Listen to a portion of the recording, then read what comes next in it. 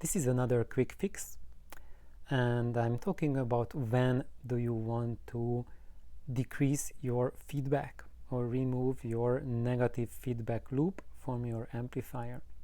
And in my previous quick fix, I recommended doing that so that you can change the sonic signature of your push-pull amplifier to sound more like a zero feedback triode amplifier. And however, it's not guaranteed that you will like what you hear, and that is largely dependent on the actual loudspeaker that you have.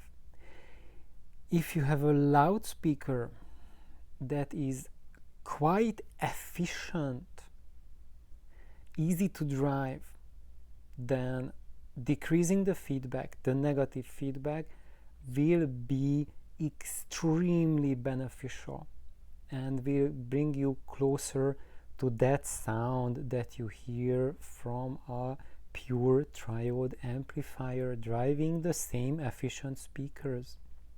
However, when you try to drive a loudspeaker that requires high current, might have very complex crossover in it, then that will not give you closer to what sound you want to hear, because then you will have the feeling that the quantity of the high frequencies and low frequencies will noticeably to drastically decrease,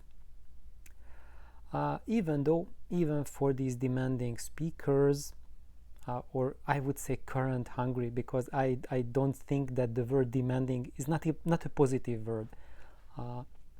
The marketing tries to sell you that a demanding speaker is something good. That's what you want to have. I think that's something shit.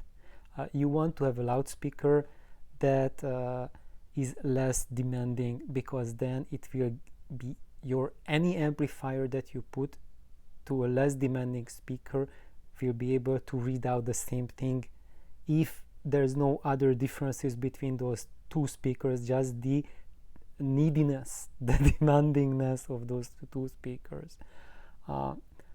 So if everything else is being equal, less demanding loudspeaker is a preferable choice. However, you have to work with whatever loudspeaker you have, right? And in that case, I always recommend to play around with the amount of feedback you have and experiment with yourself.